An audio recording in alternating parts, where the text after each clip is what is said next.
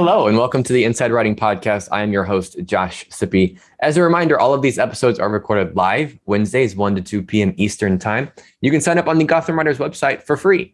Now then, on to the show. Today, we're talking with Albert Samaha. Albert is an investigative journalist and equality editor at BuzzFeed News and author of 2 books. His second book, Conception and Immigrant Families' Fortunes, for which he received a Whiting Foundation Creative Nonfiction Grant, is a finalist for the National Book Critics Circle Award in autobiography. And his first book, Never Ran, Never Will, Boyhood and Football in a Changing American Inner City, was winner of the New York Society Library's 2019 Hornblower Award, a finalist for the 2019 Penn ESPN Literary Sports Writing Award, and adapted into the Netflix docuseries We Are the Brooklyn Saints. Albert, hello, welcome to the show. Glad to be here. Thanks so much for having me. Of course. So we're going to start the conversation with your breaking in point, and then we'll scale back from there. So, you've had a lot of milestones on your writing journey. Like I said, you're on your second book. You've won a ton of awards. You've got a Netflix docuseries. Your journalism has made some real world impacts. What do you feel like was the breaking in point where you felt like you were really doing it as a writer? I mean, I think the fundamental inflection point was when I started getting paid a salary. There's a point at which you go from being an aspiring writer to someone who is able to at least pay the rent with your writing. So it was my first job in St. Louis. I was coming from journalism school. I got hired for this fellowship to work for the Riverfront Times and Alt Weekly in St. Louis, and felt like I moved into my first apartment. It had like no furniture other than like a few folding chairs and an air mattress. But I was paying my $500 Missouri rent, making $36,000 a year with health insurance. And that was like the fundamental, I've literally made it point. But it really is like a steady climb, I think, because there are like other points where I'll be like, oh, no, now I've made it, or now I've made it. Like I remember 2 jobs later, I'm at the Village Voice in New York, and it was like a paper I'd always wanted to work for. And I remember one night coming back from an interview, like getting off the subway downtown and just seeing the skyline and the buildings. And I'm like, oh man, I'm a writer for the Village Voice in New York City. I've really made it now, even though I was like, barely making, I was making like $45,000 a year at the time. Nobody knew my name. And that was sort of the next moment. So there's those stages every couple years where I sort of felt like I'd leveled up and I was at a different stage in my career. And hopefully those continue to happen. But the very first one was when I was actually getting paid to write. I didn't know you're from St. Louis. I was born and raised in St. Louis as well. So I probably inadvertently found some of your articles at some point. Yeah. So you're talking about these different stepping up moments. Do you feel like as a writer, you change in those moments where you realize you're on that next level? Or do you feel like, the fabric of who you are as a writer remains the same? The change happens before those moments. I think it's the change that leads to those moments. I think one of the things that has helped me a lot in my career was being able to sort of continue to evolve, not just my writing style and reporting ability, but my sort of vision for what my dream job was, what kind of writing I wanted to do. I came in as a sports writer. I did a lot of profiles of hip hop artists and athletes, sometimes political figures. They were largely profiles. They were very feature-based. And then at my next job, that was in St. Louis, at my next job at the San Francisco Weekly, that's when I started getting into the criminal justice beat, and I had a bit more of an accountability angle to my story. And then when I get to the Village Voice, I sort of pare down a lot of the purple prose that I had previously. When I get to BuzzFeed, I sharpen my sense of how to reach an audience and what sort of story angles are worth giving a national platform when there's an infinite amount of injustices to cover. And then as I wrote my books, I sort of applied all of the tools I developed to that point into each of those projects. And then eventually became a kind of a hardcore investigative reporter, spending 12 to 18 months on a story and really burrowing in. And so I think all of those sort of points of change over the time, I shifted to some essays for a period and personal family memoir type stuff. And so I think those changes all sort of fueled the level up periods because they sort of allowed me to continually reevaluate, am I doing, 1, the work I want to do, 2, work that audiences and employers are valuing, and 3, that work that can kind of get me to where I want the next stage of my career to be. So I think that's when the change happens. And I think by the time I would realize I've leveled up. I'm kind of the same person I was the day before, but it was really like the 3 to 5 years previous where I changed and evolved as a writer. A lot I want to get back to there, but I want to ask you, going all the way back to when you really first started writing, what was it that you were trying to accomplish? Because you mentioned you were in sports and you're writing essays. You write a lot of different things. So when you first set out, what was it that you told yourself you wanted to accomplish with your writing? I have a lot of really like high-minded answers to that question, but I think the fundamental answer is I wanted to write beautiful stories. I came in as a feature writer, as a narrative writer. I grew up reading Sports Illustrated, like Gary Smith type stuff.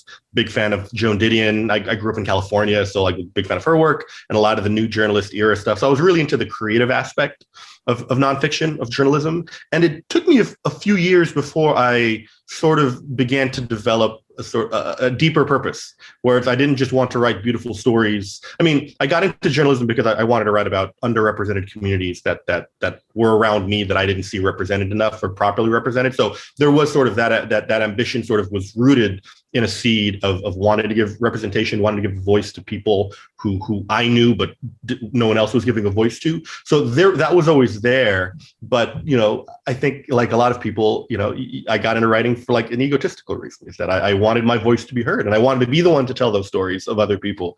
And I think, but a few years into my career, once I started to see the impact my stories can have and the reach it could have, I started to mature my motivations and realize, well, if people are going to read my story, if I can reach millions of people with a story done right, let me not waste that. Let me write about things that can have a real impact on the world, that can change laws, that can shift the discourse in a positive direction, that could get wrongdoers fired from high level positions. Those sort of modes of impact soon began to define my motivations. Now, when I first come into a project, I still want to write a beautiful narrative, but one of the fundamental questions I'll ask myself at the start is, what is the capacity for change that my story can engender? Is this an idea that I'm revealing that's new and will outrage people into sparking change? Or is this something people already know about and that I'm just sort of spinning my wheels and repeating things other people have reported? Because that's not gonna, reporting like writing something other people have already written isn't going to change things because people have already read the last thing. And so I think so much of it is finding the next thing, finding things people don't know that are so stunning or outrageous that it has to turn heads, so you can't look away from it. You answered a lot of my follow-ups. The key word that you keep mentioning is impact, and that's what I wanted to talk about. Was all writing has an impact, but what your writing does, your writing has like immediate, real-world consequences and impact right away. What made you sort of go that route? You mentioned there was a point where you realized there was a deeper meaning to your writing or deeper motivation. Was there a moment where you realized you had that power as a writer to do that?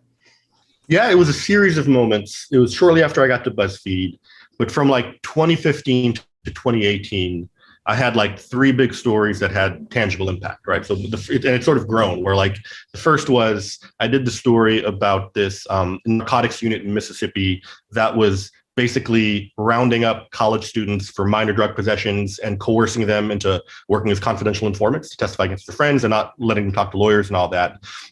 Broke the news on that, and the head of that unit ultimately resigned after the story came out under pressure. And that was kind of my first taste of, this can actually change things in the real world.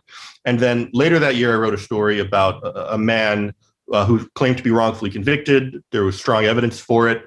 Someone else, for example, had confessed to the crime before taking it back shortly after. Wrote about that case, and that story ultimately reached the eyes of 2 people that came forward as witnesses. And he was appealing his case, and the part of the appeal cited my story, cited information I had gotten about other people who may have been involved in crime, and the role the police department may have played in keeping the truth hidden. And he gets released from prison. So at that point, that was like, you sort of imagine those sort of things happening. But by that point, I'd written enough stories that I thought should lead to impact that didn't lead to any impact, that I tried to like keep my expectations tempered. And then the third story in the series, or in this kind of period, was the story I wrote about this 18-year-old woman in Brooklyn who was raped by two police officers on duty in their police car. And the officers claimed that the sex was consensual, even though she was in their custody. And from that idea of a story of reporting on this case, I discovered that 35 states basically will allow a police officer to say that it was consensual sex with someone in their custody. And we reported that. So we reported the story of this case, but also, I read through all 50 state statutes. I did a whole legal analysis, and we were the first to report that this loophole, is what it became called, existed in 35 states. In the months following, 6 states ended up changing their laws. And then about 3-4 weeks ago, U.S. Congress just passed a bill citing our story, closing that loophole and saying there is no such thing as consensual sex with somebody in custody. And that was sort of the big one for me, because what that showed, it wasn't my story that changed laws. It was the fact that 10 million people read my story, and half of them called their congressperson to say, hey, did you know this law existed? Because I would be getting emails from Congress people saying, hey, I keep getting calls about this story. Is this true? And that was kind of the story. We're like, wow, we could really have a massive impact on the world, on policy, on decisions people make, if we just shine our light in the right direction. So it was after that third story where I really shifted my gaze. And it's like, if I'm not trying to write stories that can do something like that, I'm wasting my platform. I'm wasting everyone's time. And I mean, these are topics that have a lot of emotional resonance to them. Does that challenge you as a writer? Because I know a lot of times writers tend to separate their emotion from the story. Do you have to do that, or do you feel like your emotion sort of helps drive the story? I think it helps drive the story. I mean, I always, as an editor, I always tell the reporters I work with, write about what moves you. I think if you're not excited by a subject, excited in a neutral way, not necessarily a good way or bad way, if it doesn't move you, you're not going to put in the time and mental energy you need to do this very difficult process of reporting and writing. But at the same time, I think one thing that sort of mitigated the sort of secondhand trauma of living my life, talking to people about the worst moments of their experiences, is that it's like when something wild and tragic happens in the world, even if I'm not watching the news or reading the news about it, I know it has happened, and it will still make me sad and anxious about that. But by reporting on it, by kind of jumping into the center of the storm, I can at least sort of, I guess, distract myself, if nothing else, by finding purpose in reporting on, at least telling myself I can do some sort of public service. I think during the early pandemic months, that was especially the case, where it was cathartic for me to just be reporting all day, because it gave me something to do, and I felt like I could, whether or not I was actually helping, I could tell myself I was helping, and that at least that helped me process kind of these wild moments, these chaotic moments that seem incomprehensible and tend to paralyze us. Having that duty to report on the news, I think what's kind of that keeps me going during those periods. How do you know when a story, I imagine you get an idea and you go after the story. How do you know when the story has the legs to carry it from because you always have to think about your audience, right? How do you know when a story is worth pursuing to that degree? Because you mentioned some of these take 12, 18 months to really go through. How can you tell the good ones? The ones that will carry an audience, I should say. Well, I get it wrong all the time. I don't know if I can, I think I try to simplify it for myself this way, where, I don't think of myself or any of my colleagues as competing with the New York Times or the New Yorker, but with Instagram and Netflix. And we now exist in this attention economy, whereas 30 years ago, your magazine comes, to your house, you paid for it already. So you're going to sit down by the fireplace because there's nothing on the 3 channels you have on TV, and you're going to read it cover to cover, right? Versus now, especially for me at BuzzFeed, my articles only exist online. You're one click away from YouTube, where the entirety of human experience is available at your fingertips, right? How am I supposed to compete with that? And that's what I try. I think about it as from a tactical sentence to sentence perspective. It's every sentence is the sentence where I could lose a reader. And so I can't take it for granted. I can't waste any words, because I have to keep you hooked. From a broader narrative, story ideation perspective, I think it's much harder. And it requires lots of long conversations with editors. It requires reading everything on the subject and seeing, am I just repeating things because I haven't read everything that's been written?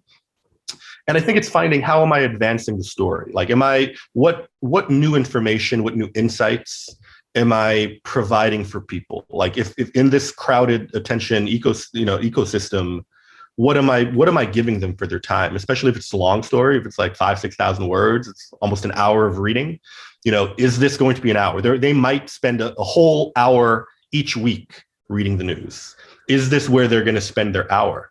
And like, how to apply that into like actual story ideas, I'm still figuring it out. I don't think there's like guidelines, right? But I think it starts with respecting the audience and thinking, what do I read? Where do I spend my time? What am I bored by reading? What am I hungry to read? And keeping my ears open to like all my friends in non-media who, like, what are they talking about? What are the things that are interesting them? And I think so much of it is just like staying humble to the fact that I don't know the direction that a story should go, and similarly staying like open-eyed, open-eared, and just sort of absorbing everything around me and trying to project as best as I possibly can. Is this something that's going to resonate? Is this something that's going to move people and be worth their time? And I hate to even ask this, but I have to. Are there negative repercussions to this side of writing? Because I mean, like, if you write a fantasy novel, people may question your magic system. But if you're writing about actual bad policies, actual bad people, is there pushback on these kinds of things? I imagine there is. Yeah, I mean, I think any principle is problematic when pushed to the extreme, or when used as a disproportionate metric of success. So, I mean, look, man, the reality that there need to be boring stories written. You know what I mean? Like, someone needs to report on like what Amazon's earning statement said yesterday with like a 500-word story for the morning. Like that work has to be done, So it's not to say that that sort of journalism shouldn't exist. It's just that I don't want to do it. You know what I mean? It's that I want my stories to be interesting. I've done many boring stories that I had to do, and I think for a lot of people, maybe it's not boring, but for me, it's not. So I think the pitfalls that I try to avoid are, I think when you do think too audience minded, you can sort of end up chasing the rabbits that everyone else is chasing, right? Like, it's the same audience everyone else is going for. And there are moments like that where it's like, dang, all like 5 major media outlets in America have the exact same day 2 story, or like week 2 story on this issue, right? So like, I'll find myself sometimes, like when I'm covering a big event, like when I was covering the unrest in Baltimore in 2015, every national reporter in the country was on the ground, and everyone was in the same intersection where there was the burnt down CVS, and there was a circle of protesters with drums, and then there was the line of TV cameras. And I was like, my editors were having me chase the same story the New York Times' editors were trying to chase, right? You're trying to get an interview with the police officers involved, you're trying to get an interview with Freddie Gray's family, and you're trying to get interviews with like the people that lived in the community where like he grew up, right? And they're all the same stories. And sometimes in those moments, I would think to myself, man, like the ultimate public service would be if all of us news organizations conspired together and said, okay, New York Times, you do the police story, Washington Post, you do the Sandtown story, BuzzFeed, you talk to the grocery worker that saw, Freddie Gray before he died, and sort of dividing the resources. Because I do think that's sort of in a shrinking journalism ecosystem, we're covering less ground no matter what. And so I think it's important for us to think about, like, how are we making sure we're covering as much ground as possible?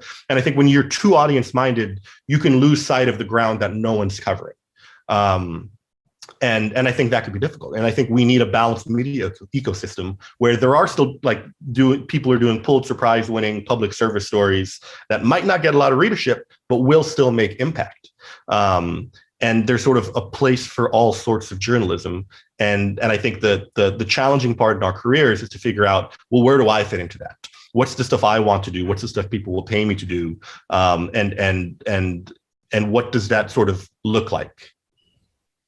It sounds like a very high octane job. I mean, it sounds like you're kind of part writer, part detective. I mean, you're not just writing the story, you're discovering the story, you're digging it up. How do you, especially with a lot of these things, they seem time sensitive too. Do you set boundaries for yourself for like how, like I can only work this many hours today? Because it feels like something that you could just go at for days at a time without even taking a break. How does your work, like, do you set boundaries for yourself, or do you just kind of work until you burn out? Still working on that. I think boundaries are important. I think the challenge with reporting is that there's sort of an infinite amount of tasks ahead of you, and you're not going to get them all done in one day. So it's kind of, you can do as many as you want until you collapse, or you could set a boundary and do it till then and like move on to the next. I don't know. I mean, I'm not great at that. I work late into the nights. I do try to like, work hard, play hard type thing, at least, where it's like I'll take days off. But I do love the work, and I do, like, when I am working late, it's not that I feel pressure from my bosses or anything to do that. It's just that there's nothing I'd rather be doing that evening than, going through these like court documents or like writing this draft. So I think like I there are moments I'll feel myself burning out, and I'll catch that and I'll slow it down. And I think the important thing is just sort of knowing yourself and making sure that like the hard work and the extra hours are coming from the right reasons, because you want to do it and because you're excited about it. So I'll work until, as long as I'm excited about something. And then once I feel like I'm winding down, or I'm sort of going through the motions and no longer excited reading the court documents, then that's when I know it's time to take a break. But I don't think that's good advice. I think what I aspire to do is to be like, 8 p.m., I'm not going to work past 8 p.m. unless there's like extenuating circumstances. Let me like reset the mind and start fresh tomorrow. I want to shift gears a bit now and talk about your books, because you have 2 books out. One just came out, Conception, and then the one before that, Never Ran, Never Will.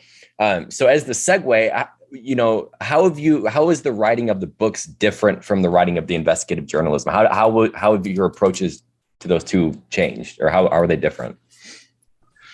You have to sustain the narrative, which is tough. I think I sort of came in thinking the challenge would be similar to just writing like 8 stories in a year, and that sort of same thing. But the different, like the sort of challenge is to have a narrative with enough beats to sustain momentum through 300 pages, versus like a single investigative or feature story.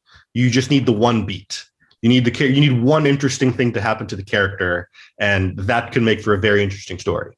Whereas for a book length, you need a series of a dozen interesting things to happen to that character. At the same time, you want to find big picture, context sections that relate to the character but don't slow down the momentum. There's just so many more pieces in the air that you have to juggle. But that's, to me, the fun challenge of it, is that there's I've probably, like, of my, I don't know, 60 to 70 long form stories I've written, you could probably template it out to like, I've probably written them under like 7 or 8 different templates, right? If you like really structured out what the 4 to 6 sections look like, lead, background, scene, whatever.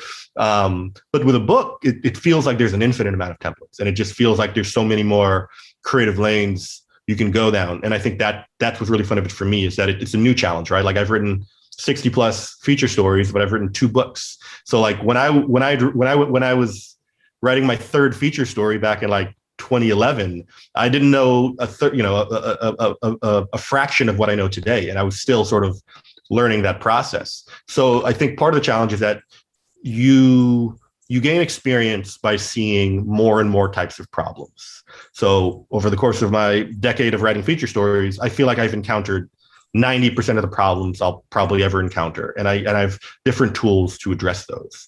But with a book, now I'm sort of going into a cave without sight, and I'm encountering problems I don't even know the shape of and I hadn't prepared for. And that was the fundamental challenge, was not knowing the hurdles and the setbacks, because I've been through it so few times, and different books pose different challenges. So it still feels like exploring new territory. And I think that's the hardest part, is solving problems that you've never encountered before. So with both of these, did you know they were going to be books from the start, or did you sort of conceptualize them as just a story that you were going to write regularly and then realize there's a lot more here than I thought? For the first one, I mean, by the time I started reporting the first one, I had been like looking for a book. Like I had a book idea when I was in St. Louis that I had started working on for a few months and then had to drop when I got a job in San Francisco. And ever since then, I'd been sort of looking for a book idea, keeping my eyes open for it. And then when I got to the Village Voice in New York, the sort of story the book ended up being had started as a feature story. And I was probably like 2 weeks into reporting it when I realized like, oh, there's actually more here than one story can tell. And that's when I was like, I hadn't even filed the draft yet, but I started taking notes for the book because I knew I was going to want to stay on this story for a few years. So that one sort of evolved organically that way. For the second book, I knew immediately. I just filed a draft of my first book and I was starting to brainstorm ideas for second book. And I knew at some point in my life, I wanted to write about my family. And it just felt like the right moment. I just turned the age my mom had turned when she came to the Philippines. Our family was dealing with some financial struggles. And it felt like the right moment for me to tell my family story.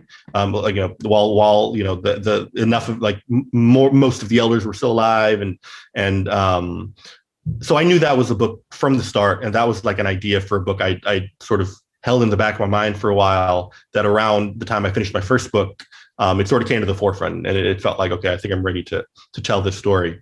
And I think that's probably how I tend to think of it. Like I'm always looking for book ideas. It's my favorite form, and like as long as they pay me to write them, I'd love to keep writing them. But yeah, so they sort of came from different seeds. Was it easier a second time with your second book? Was there more pressure? I mean, because your first book won a ton of awards. It was nominated for tons of things. It's a Netflix docuseries. Was there more pressure on you the second time to sort of live up to those same standards? No, way less, man. Because the thing about the first book is like, there's the pressure of, what if I die the day after the book comes out, right? There's this like idea of this needs to be my opus. This needs to be, it's like you hear about a band's first album where it's like 20 years of experience baked into one album. And that's why, you'll have a lot of like sophomore slumps, right? Because they don't have any more ideas in the time since. And it was like kind of like that for the first book, where I think for the first book, it was just, I was at the plate and just really wanted to hit a home run. And I feel like you're talking to a baseball player. It's like when you really want to hit a home run, you're less likely to hit a home run. And that was a challenge. It was a challenge of ego, where it was like, I need this to be the best thing ever, because what if I never write another book? I would need this to win every award. I'd, be a New York Times #1 bestseller. And the sort of the consequence of that was that I don't think I was able to fully appreciate the positives that I achieved from that book, because I wasn't thinking about the awards I won. I was thinking more about the awards I didn't win, the books I didn't sell. And it's like I ate myself up in ways that I find uncharacteristic for myself. I'm usually a pretty positive person. And I found myself in like I had gotten all these good things, but I found myself disappointed and despairing. And it took me like 3 months after the book came out to check myself and be like, let's not focus on the things I didn't get. Let's focus on the things I did get. And so this second book, I was much more relaxed and much more able to just enjoy the process, because I had the first book in my system, right? I proved to the world that I knew how to write and publish a book. And like that was checked off. And with the second one, I felt free. I felt I could just tell the story. I could tell it in the way. And the success of the first book with like Netflix stuff and the award stuff gave me like not just confidence to really experiment with the second book, but like a little more leverage, where I knew that like I was like, okay, well, apparently I'm like I'm decent enough at this to get all that good stuff from the first book. Maybe I could really push myself and try new things and not just stay in my comfort zone, but experiment with form, experiment with style, and really make it the book I want it to be. So I actually think the first book took a lot of pressure off the second book. And a lot of, and I remember when I filed the draft of the second book, I just felt like immensely at peace. I was anxious for the reviews. I was anxious for the sales numbers, but I was just like, oh, I love this book. It's everything I wanted in this story. And I was like, I was relieved to be done, but I was just happy to be done. And the sort of rollout process in the months since same thing. I was a lot more relaxed. I was able to enjoy all the positives without thinking about any of the things I wasn't getting. And I hope that that's sort of just going to be the default mode moving forward. So I want to talk a bit about your writing process, especially with the first book, but the second one as well, because I'm always curious how writers assess their own writing, especially when they're spending so much time with it. So when you were writing that first book, were you aware that it was good? Like, obviously we all have our doubts, but did you have like goals in mind for it of like what you wanted it to achieve? Were you already thinking that way, or were you just trying to tell the story? I was thinking that way. I mean, I think I definitely like would always revise and edit my work really rigorously. And I try to be a student of my own work, like the way athletes would watch film after a game. I'll try to go back and read old stories and see like, oh, I love the way I did that. Oh, I hated the way I did that. And so I think I had enough self-awareness to know like, oh, this section's a home run, or this doesn't work. I need to redo it. But then like 2 years later, I'll go back and I'll be like, oh, what I thought was a home run wasn't very good at all. So I think even at the time, the things you think you really nailed, later on as you evolve as a writer, you might not feel that way anymore. So with this last book, yeah, I still feel great about all the sections, but like get back to me in like 2 years and see how I feel about a lot of the stuff. But I do think that's the joy of writing, right? The joy of writing is like you even if now I look back and I think a certain paragraph isn't the way I would write it now, that doesn't take away the joy I felt when I wrote that paragraph and it was like, I fucking nailed it. You know what I mean? This is the best version of me as a writer. And I think that first book, there were stretches, and even in the second book too, all the more, there are stretches where I'd be like, oh, this is the best paragraph I've ever written. And that's a really good feeling, So I am pretty self-aware about that stuff, but I don't think that self-awareness is accompanied by any sort of accuracy or precision on the merits of it. I get that. So I want to talk about also at what point you got an agent, because that's such a milestone for writers, especially in the book writing world. When that milestone is crossed, where were you as a writer when you got an agent? I imagine when you were an investigative journalist, were you getting attention from agents, or when was your first sort of brush with that side of the writing world? It was while I was at the Village Voice. I got really lucky. I was at the Village Voice, and one of my mentors, an old journalism school professor, had like sent me a link to an award, like an emerging writer award at the Mayborn literary nonfiction conference, which I don't know if it still exists anymore. But a bunch of my like colleagues would go every year. So I submit for this award. I win the award.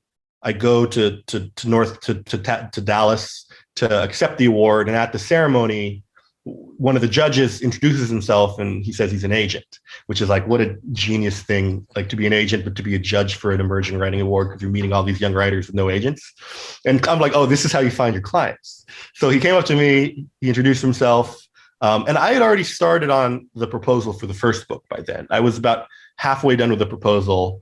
Didn't have an agent when I started the proposal, just sort of like had friends I knew who had written books send me their proposals, and I would try to just like copy that. So I already had like a proposal in mind. He and I worked together on it, and it took some time before we were able to sell it. It was probably like another year or a year and a half before that proposal actually became a book contract. But I sort of got lucky. I stumbled on like finding an agent, and like I've been very satisfied with him like in the near decade since. But there were moments, especially early on when it was taking so long to sell the book, where I did like consider going to other agents and seeing like, am I just low on the food chain and not getting attention? Is that why it's not selling? Is it because it's not a good idea? It's not selling, So there were like moments, because I was so unfamiliar with the process, that I didn't know whether my agent was good or not. Like, what are the metrics other than like the advance money you get? I wasn't sure, like, was this normal? Did I have an agent who was incompetent, or is this just how the process goes? And I ultimately learned that's just how the process goes. And my agent was great. And it helped me that I had like 3 or 4 friends in the industry who also had him as an agent. So we were able to compare stories and sort of heartened me a lot. For other friends I have who are like looking for agents, the best advice I've heard is to get a book that you really like, that is similar to the sort of book you want to write. Go to the acknowledgements and like see who the agent is. And the agent should be mentioned pretty high. If the agent's not mentioned high, it's probably not an agent you want to work with, right? The agent's not getting enough love. But that's like the advice I would give, is just like cold call an agent. It doesn't cost them any money to meet with you. You know, like for an agent, that 15-minute phone call could end up leading to $1 million book contract, right? So like agents are down to like read the pitch, read the proposal, take the call, and you really have nothing to lose, and they don't really have anything to lose. So it's sort of worth just like cold calling, shooting the shots, reaching out to agents that feel like a good fit for your project. And had you started to compile, like look at agents to send your stuff to, or was that still like in the distance? It was like the next step.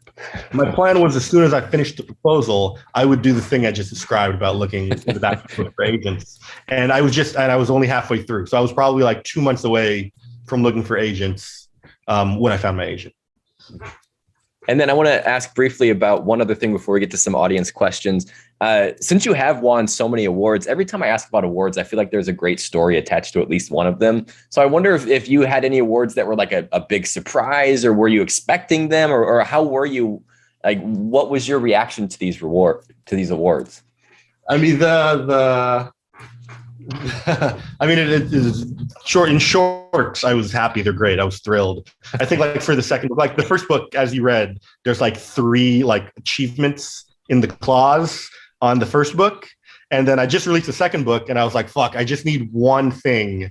Because it would look weird if it's like, he's the author of Concepcion and Never Ending Varroa, which did all of this. People are gonna be like, well, that book sounds good, but that one apparently sucked. So I was like, and I remember, so when I got the NBCC finalist for the Concepcion, I was like, ooh, it was a relief. It was like, that's all I need. I just need like the one clause so it doesn't look like I had like one good book and one shitty book. But I actually think there was an actual learning experience from the first award process, which was that, so my first book came out in September 2018. And then I already had the idea for the second book by then. And I already started on because like in the couple months before the book comes out, there's not like a lot to do. So I shifted my energy to writing the next proposal. And I ended up selling that proposal like 3 or 4 months after that the first book came out. So in like January 2019, I sell the next book. And then like 3 months later is when the award season rolls in. And I realized that I had probably left some money on the table by not waiting like 6 months to sell the second book. Because if I was able to say, you know, the first one got these awards, I probably could have made more money on the advance for the second book. I might have been able to get more attention and got more of a bidding war for the second book.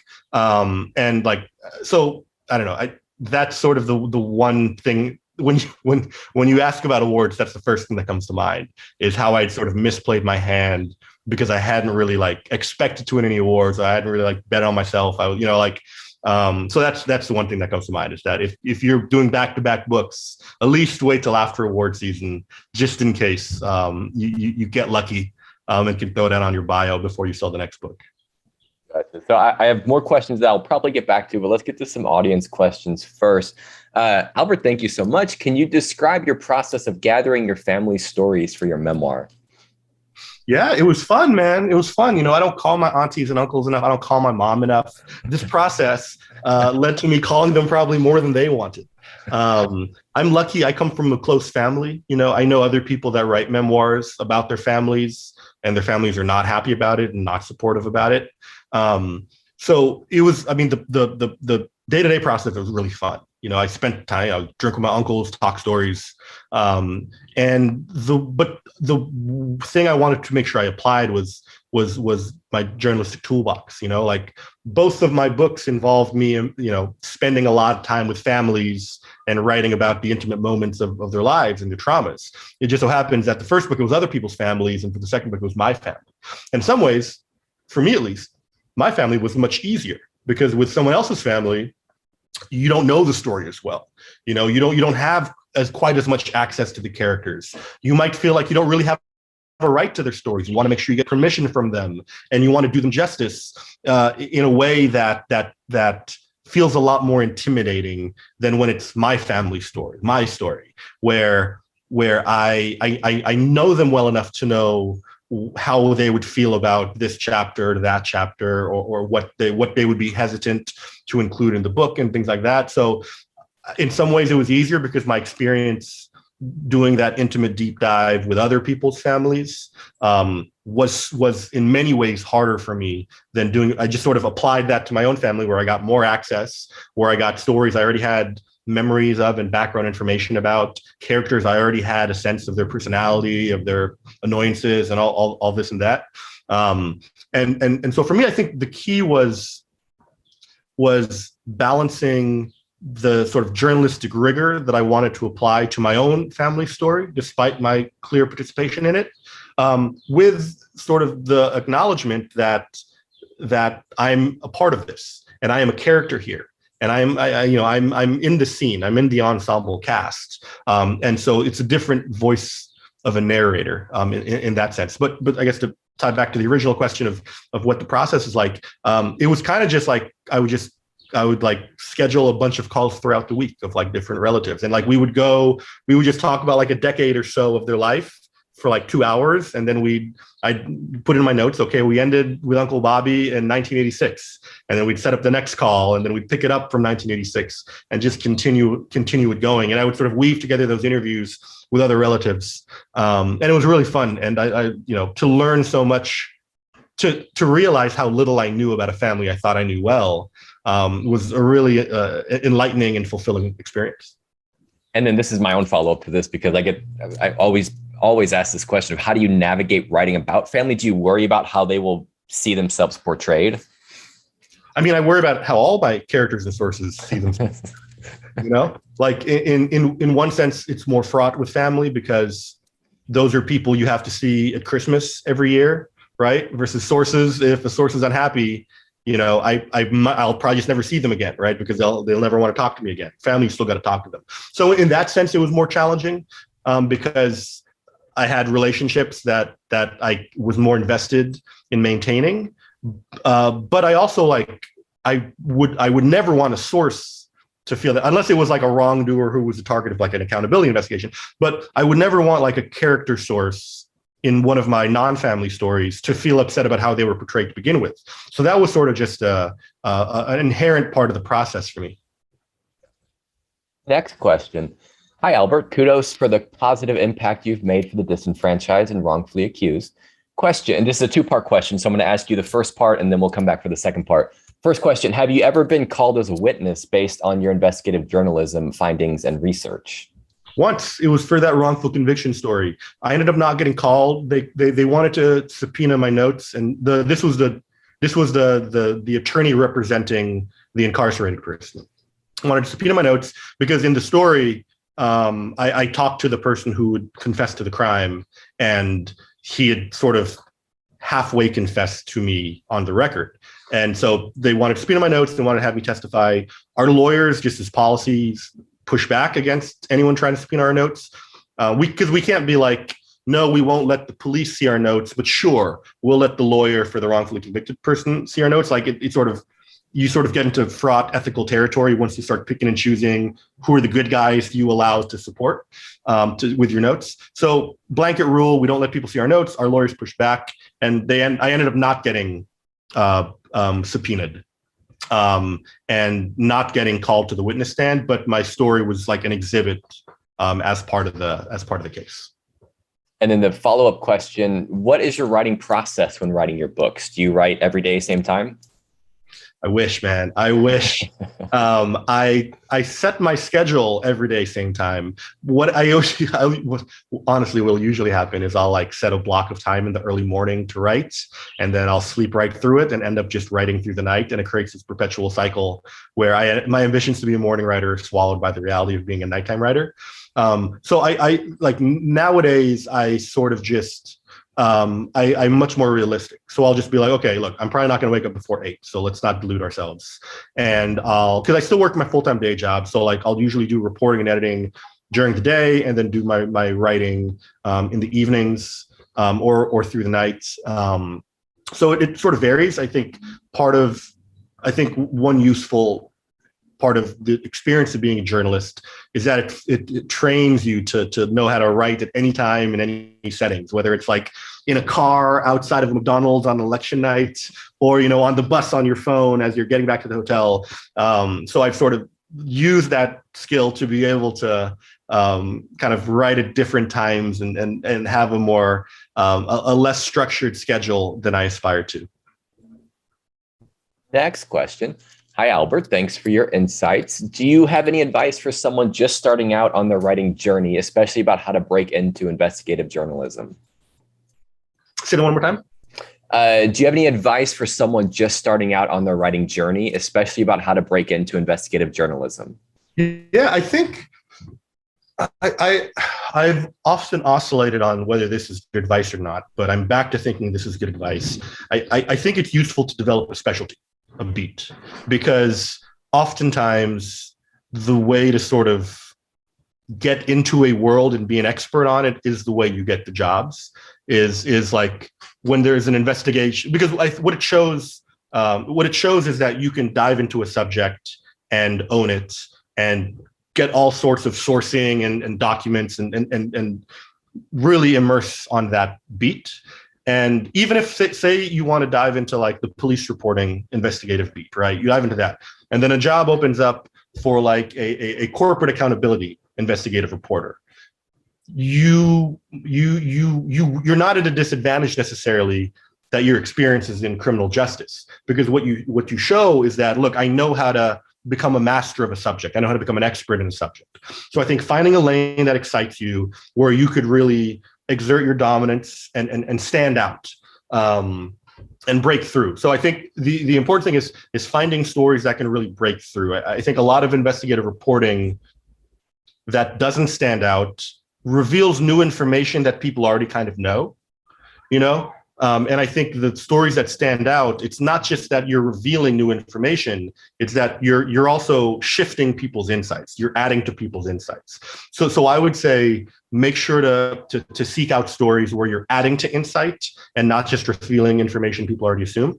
And the second thing I'd say is really useful to start off as a local reporter at the local level, because then you could really develop your chops and you could showcase your chops, where it's like, you don't have to, as a young journalist, compete with like the team of Washington Post reporters investigating the FBI, right? But if you're this enterprise, reporter for a local paper in Birmingham, Alabama, you have the entire Birmingham Police Department mostly to yourself. And if there is something wrong going on in that police department, you will be perfectly positioned to get it, right? So like you want to compete on terms where you can win, and not just try to swing for things where bigger publications are devoting way more reporters, way more resources and times than you might be able to your job. But breaking into the investigation thing, the key is just showing hiring editors that you can get scoops, that you can break news, that you can dig up documents, get information people aren't supposed to tell you. And you can do that on short, 800-word stories that take 10 days, right? And it's about showing those skills and developing those skills. It doesn't have to be a 3-part, 10,000-word series on, the problems in like amongst like eviction scammers. It could just be focused on like one eviction scammer in one city, a 1,500-word story or whatever, but it shows that you have the tools and you're developing the tools to dig up information. Next question. This one I think relates to whenever you mentioned how it would be great if different media covered different parts of the investigation. Have you ever thought of trying to spearhead that? Well, so this is tough, right? Because I'm also sort of speaking off the cuff, and I do acknowledge that, like, look, I mean, like the competitive nature of news does lead to the rabbit chasing, but it also leads to really good work. So I don't know if that sort of conspiratorial monopoly would necessarily be better, right? Because then without that sort of sense of competition, I wonder if stories they'll take too long to have impact. You're also going to start to like get into areas of, I mean, I feel like there's some antitrust issues that like might be raised that could like damage the journalism in the sense of, I do think that like, I don't know, the competition is not necessarily a bad thing. I think the competition can be bad if it rushes people and if it leads everyone down the same rabbit hole, but it can also be good in the sense of pushing publications to dig deeper for the story and invest more into the story and hire lawyers so that they don't get sued for the story. And so I'd be hesitant to like push against what that Pandora's box would open. But I will say, I do think there are models in place today that we can be expanding that I do want to be a part of. Like BuzzFeed News, we had something called the FinCEN files, where we partnered with 300 news organizations to go through what was like 300,000 pages of these like Treasury Department documents. That was a perfect example of like the two reporters on that were like, this is going to take us decades to go through. We need more people on this. And so we worked with the ICIJ to do this collaborative effort where we worked with all these partners, right? I've partnered with ProPublica and with The Trace to work on stories that we collaborated on. ProPublica's been really good about, they'll get a big database and then they'll invite local partners and other national partners to work with them on that database. I was part of a project called Documenting Hate that ProPublica spearheaded in like 2017, 2018.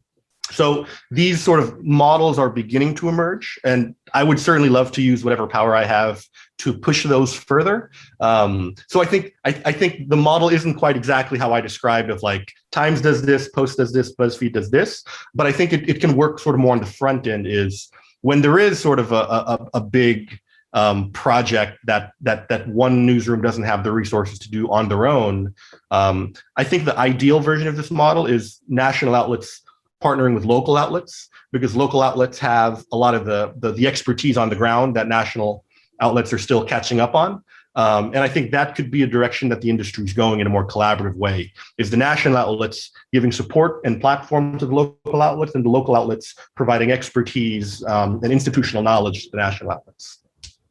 Get one more question in here. With it being that I always like to ask about writers balancing their day job with their writing, but your day job is writing. So how do you balance writing your books with writing your shorter pieces? Do you like segregate the time, or do you just sort of go wherever it's taking you? A little both. I mean, I try to devote time for each day, whether it's like blocks of time. I usually try to schedule my day in blocks of time. So I'll usually try to have a 3 or 4 hour block for each. And then some days, if I don't have anything to do on one, I'll just focus on the other. It is tough. I mean, the time management part is still something I'm trying to improve on. But it is the fundamental way to do this. I didn't go on book leave for the first book, and I only did like about a month of book leave for the second book. And so the rest of it was just sort of balancing the time. So I try to double dip as much as possible. Like if there are things I can report on for my day job that that would later be useful to the book I'm working on. I wrote an essay for BuzzFeed on Duterte when he was first elected in the Philippines. And while I was reporting that, I was also trying to get information for the book about Philippine immigration. But mostly it is just that. It is just sort of dividing up my day and saying, in the morning, I'll do this, and at night, I'll do this. I find that easier than dividing up like the week because especially like in the news business, like day to day, it's like things can happen anytime. So it's like if I say Thursday and Friday, I'm going to work on my book, and then like Thursday morning, Russia invades Ukraine. It's like, well, okay, there goes my book days. I got to jump on the news. So I figured that it's more effective for me to just split the days in half. And then last question before I let you promote all the things you got to promote. If you've given us so much good advice, but if you could boil one piece of advice to writers, what would that piece of advice be? I think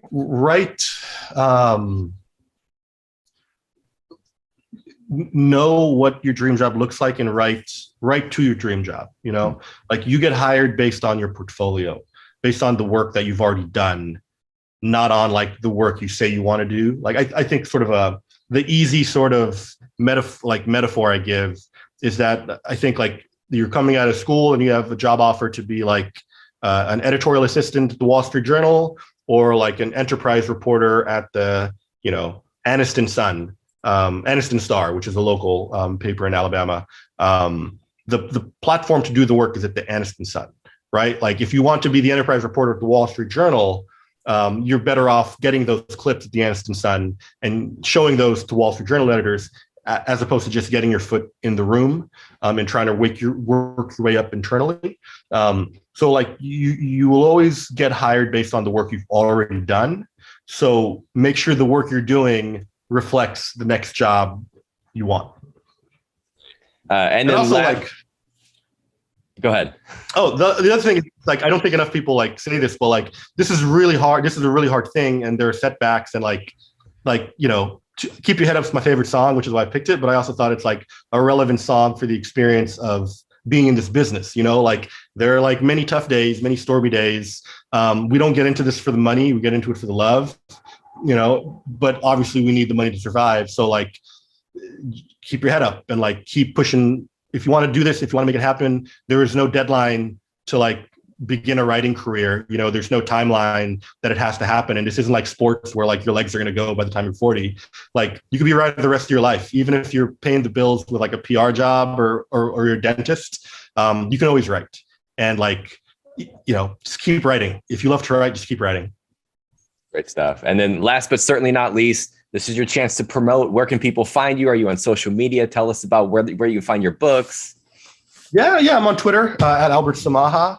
My book that just came out, Concepcion, An Immigrant Family's Fortunes. I'm no longer ashamed to just ask people to buy it, so please buy it. It helps my cause. I'd love to pay back my advance so I can get a bigger one on the next one. But that's about it. I got also Never End, Never Will, which is my book from 2018. Appreciate any support on that too. The thing you realize, the longer you get into the book business, is that like the shame you have of promoting your books just like dwindles with each book. Now I'm just like, just buy my book. I don't care if you read it, just please buy it. But that's about it. I'm easy to Google, easy to find. My email is easy to Google. It's on my website, albert.samaha@buzzfeed.com. So feel free to reach out anytime if you have any questions. Really enjoyed the chat, man. Really, thanks for having me. This was fun. Absolutely. Thank you so much for being here. To all of our listeners, thank you for being here. We'll be back same time, same place next week. So we'll see you then. Thanks again. Thanks, y'all.